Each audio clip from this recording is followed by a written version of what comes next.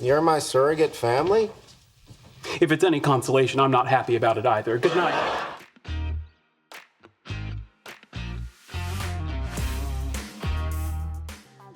Number 10. Working together. While Leonard often complains that living with Sheldon can be a lot, even he can't resist collaborating with his beautiful mind. And while he might soon regret it, we can't help but revel in the chaos as it unfolds. Allowed to exchange pleasantries upon meeting this colonel? Yes. Am I allowed to inform him that Colonel Sanders was never actually in the military? I'm getting enraged. Are they always the perfect team? Obviously not. We haven't heard of too many presentations of co-penned papers that end in brawls. Although Howard assures us they're not all that unusual. Is this usually how these physics things go? More often than you think.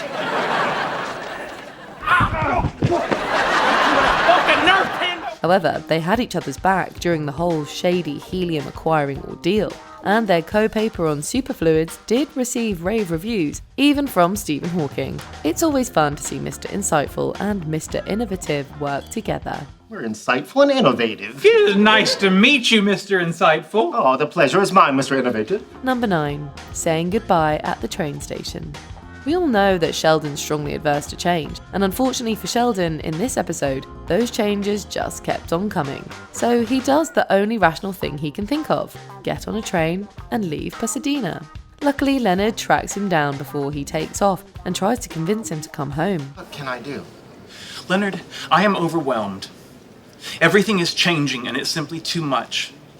I need to get away and think. When even a trip to Legoland can't win him over, Leonard, with some convincing from Penny, realizes he has to let his friend go. Sheldon, if you really need to do this, I'm not going to stand in your way.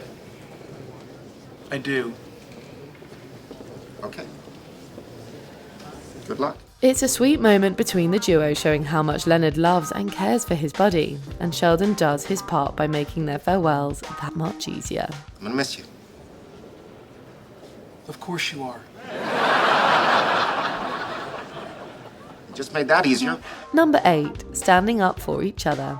While Sheldon can often be the biggest jerk in Leonard's life, he certainly won't stand for anyone else picking on his little buddy. Leonard, I platonically love you, man, but face it, you're a mess. How many friends would join a quest to retrieve their new neighbour's TV and be so understanding when they leave without the television and their pants? Sheldon, I am so sorry I dragged you through this.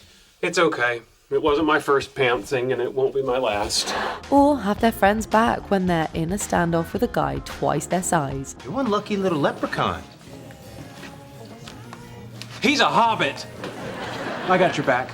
And would they stand by you if an unpleasant blast from the past sauntered back into your life? Leonard's there for Sheldon too. Well, he tries to be. I can't believe we're going all the way to San Diego to confront this guy. Yeah, we're kind of badasses, aren't we? Totally. Would you be willing to drive out on a rescue mission to save your friend's battle ostrich? Number 7. Being best men. And weird other husband who came with the apartment. Since Leonard and Penny eloped, they didn't exactly need a best man. However, that didn't stop Sheldon from getting in there at their second wedding. I now pronounce you husband and wife. And weird other husband who came with the apartment. Meanwhile, Sheldon puts his friends through a series of tasks before ultimately choosing Leonard as his best man. And when the big day arrived, the pair shared a touching moment that made us both happy, cry, and cry with laughter. Their heart-to-heart encapsulates everything we love about their friendship. After today, you are officially, and more important, legally, Amy's problem. Don't be silly, Leonard. I will always be your problem. And it's so great that Leonard could be there for one of the most significant moments of Sheldon's life. What are you guys doing? Super asymmetry. Super asymmetry? Is that a thing? We're inventing it right now. Don't you think this can wait until... Hold on, this is interesting. Oh, and watch him get married, of course. Number 6. Leonard signs out of the roommate agreement.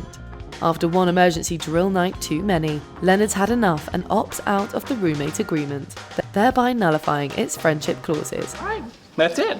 We are now no longer companions, boon or otherwise. We are now merely acquaintances. To amend the words of Toy Story, you have not got a friend in me. While Leonard enjoys his newfound freedom, Sheldon realizes just how much he relies on his roommate. Heck, he even misses his companionship. And what won't he do to try and win him back? We know Sheldon can be pretty insufferable, but unlike that marshmallow, he sure made our hearts melt. Listen, Sheldon, this is stupid. I don't see why we can't be friends. And I'm willing to drive you around and help you out with stuff. I just don't want to do it because of some silly roommate agreement. We guess we'll never know who caused the power outage, but at least they helped rekindle this friendship and founded Leonard's Day. Who do you think did that, Sheldon? Oh, I don't know. But whoever that mystery man was, you should be eternally grateful, for without him, there would be no Leonard's Day. We hope Sheldon never forgot to get Leonard a card. Number 5. Splitting up their stuff. It finally happened. Sheldon's moving out. But before we start any dance parties, first we need to get through the division of possessions. And if we know Sheldon, that won't be any picnic. These items represent our shared times together. Well, now they're yours. Leonard. Well, you know what's gonna happen. He's just gonna come up with some reason why everything should be his. For a man so good at predicting my moves, how can you stink at 3D chess? Indeed, to no one's surprise, Sheldon wants pretty much everything, but Leonard's not taking it lying down. Their feud escalates with Sheldon changing the Wi-Fi password, Leonard getting all snug in the apartment's flag, and Sheldon inviting a stranger to sublet his room. Sheldon, get out here. Will you keep it down? What kind of vengeful bed and breakfast do you think I'm running? Understandably, that last one is the final straw, leading to a heated argument. But sometimes it takes a stranger to unmask the real feelings hiding underneath all that anger and vengeance. You're in a new phase of your lives, and it's easier to fight than to face the feelings that you have for one another. Number 4. The start of a beautifully wacky friendship. This episode answers the questions many Big Bang fans have been wondering. How did Sheldon and Leonard wind up living together? Why did Leonard stay? And what happened to the elevator? Despite numerous warnings, Leonard goes ahead and signs the roommate agreement. If either of us ever invents time travel, we agree our first stop will be this meeting today in precisely 5 seconds. Okay. And yes, Sheldon can be so infuriating, but perhaps a roommate with better social skills wouldn't have, albeit unintentionally, saved Leonard from serving time. Luckily, Sheldon drove her out before I revealed anything important, which I'm not saying I would have.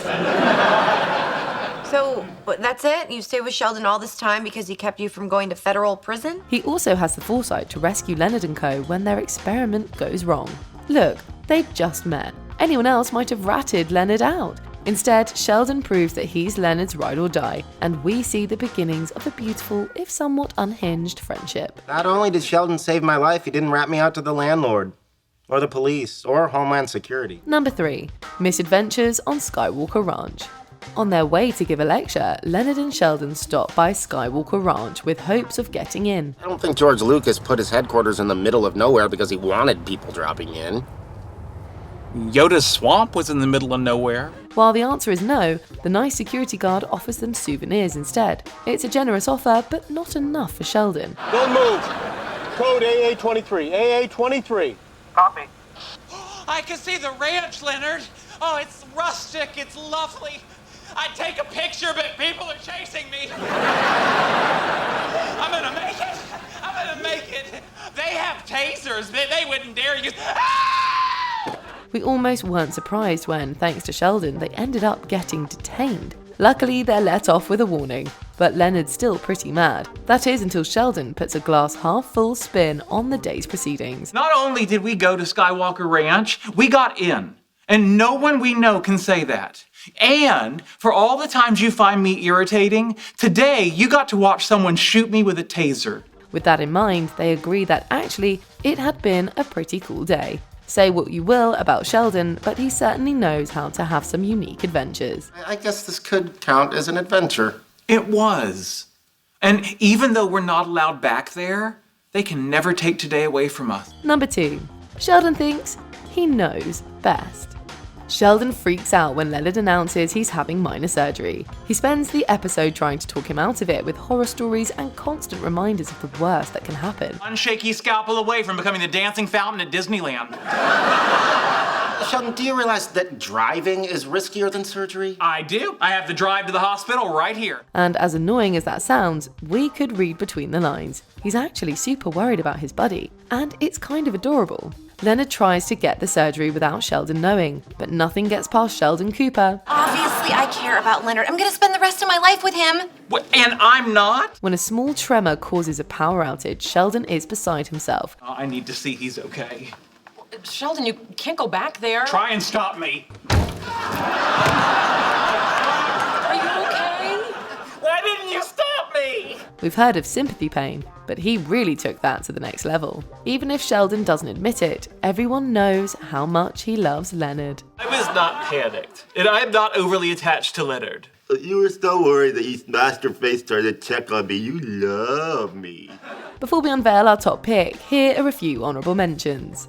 Sheldon covers for Leonard. Sheldon hates to lie, but he'll do it for his buddy, whether he wants it or not. Maggie McGarry. You met her at Pasadena's most popular Irish watering hole, Lucky Baldwin's, where Maggie spends her nights tending bar with a head full of curls and a heart full of dreams. Sheldon wishes Leonard the best. After much introspective work, Sheldon finds it in him to be happy for his pal. I couldn't be happier for him. Thank you, Sheldon. That must have been very hard for you to say. Well, I mean it. I'm really happy for you. A Nobel shout-out. Sheldon gives Leonard the acknowledgement he deserved. We were bawling. My two dearest friends in the world, Penny Hofstadter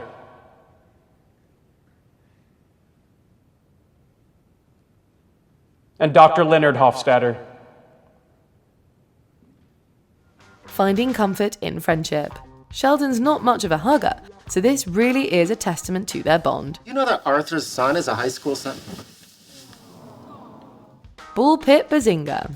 Are you even BFFs if one of you isn't willing to chase the other one around a bull pit in the middle of the night? Bazinga. Bazinga. Bazinga. Number 1. Leonard and Sheldon aren't ready to give up roomie status. As we've already mentioned, Sheldon isn't a fan of change. We know this is a sensitive subject, and Leonard's not gonna move out until you're ready. Well, what if you did it gradually? All right. And while he and Leonard often butt heads over their living arrangement, he certainly can't imagine life any other way. While sitting in a clothing store with no cell reception, the roommates reflect on their time together. I'm sorry. You make compromises for me? All the time. On Earth. They get pretty riled up talking about the compromises they've made for each other. But of course, under all their grievances, there's a lot of love. And they weren't the only ones reaching out for tissues. I'm aware of how difficult I can be, so I just want to say thank you for putting up with me. Buddy. Each realizes how the other has positively impacted their life and how they'll always be there for each other. Now excuse us while we go hug our best friends. We really are the best. Which Lendon moment was friendship goals for you? Let us know in the comments.